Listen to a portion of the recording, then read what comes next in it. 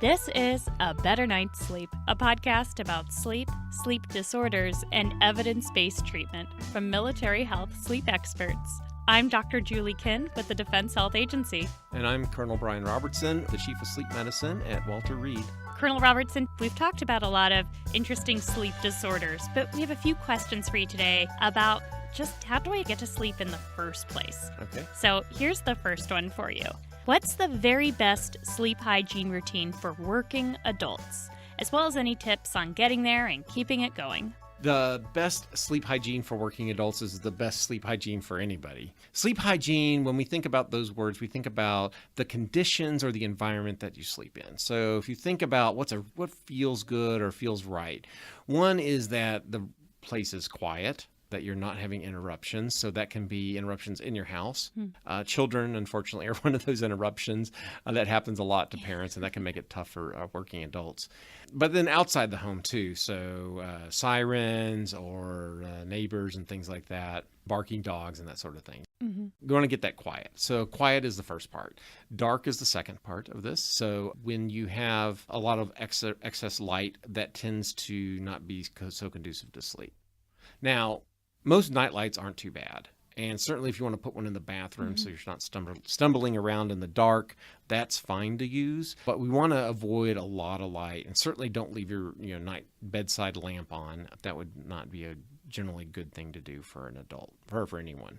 Children sometimes are afraid of the dark. A small night light is often enough to sort of calm those fears. Third thing is like the temperature. So generally speaking, people like a cool room to sleep in. How cool are we talking here?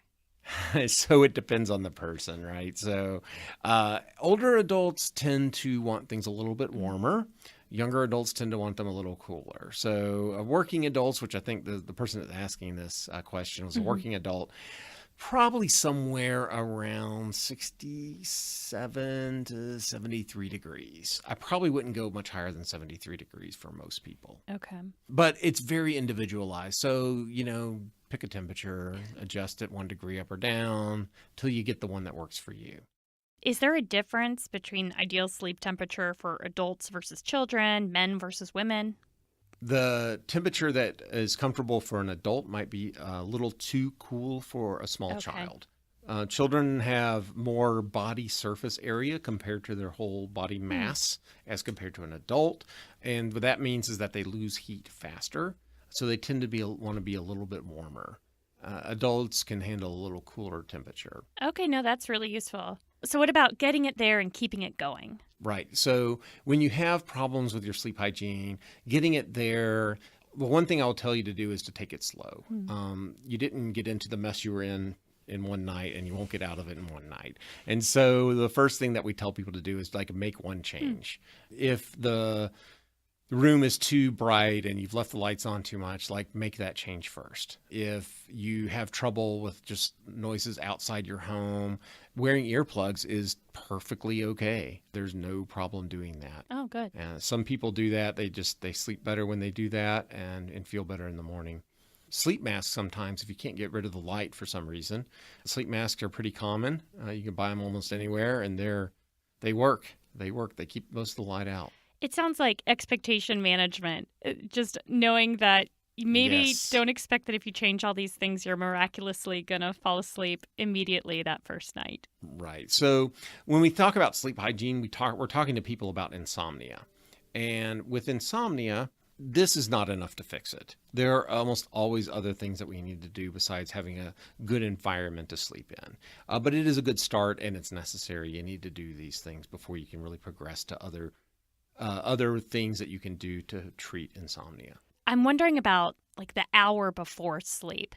I know we've talked in the past about don't exercise, don't drink a whole lot of water, that you're then going to need to get up and urinate in a little bit. Are there other things that might not be as obvious that we should be aware of? That last hour before you go to bed, you need to stop getting ready for the next day. Okay. Go ahead and get ready for the next day. Make the lunch, lay out the clothes for the children, do whatever those tasks need to happen. But you need to have a little bit of time for yourself. I usually recommend an hour, but if you can only squeeze in 30 minutes, that'll help a lot. And what you want to do during that time is wind down. All right. I think I might have said this on the podcast before, but trying to go to sleep never works. What you have to do is just let sleep happen. What you need to try to do is try to stop moving, do something that's pleasurable and passive. Watching TV is fine. Reading is great, especially if you're not particularly interested in the thing you're reading. Those things will help you get in the mood to go to sleep, right? So maybe that's a better way to think about it. You need to be in the mood to go to sleep before you actually get in bed and go to sleep. So one thing I hear often is that when people are lying in bed, that's when all the anxious thoughts come crowding in. And I strongly believe it's related to if we are on screens all day and being entertained in all those gaps in the middle of the day. For me, I'm listening to podcasts a lot, and I'm guessing that's true for some of our listeners. And so if the first time you've been alone with your thoughts is when you're lying in bed, that is, for those who are prone to anxiety, that is when the anxious thoughts are going to arrive. Yeah, so this is why you need to relax. So if that's you, then maybe 30 to 60 minutes before you go to bed, this needs to be the time when you sit and think. Yeah. Right? This is when you need to write down your problems, write down your solutions, think about the things that you need to think about so that you can put these things aside. You mentioned watching TV. Remind us again your advice on blue light filters and screens before bed.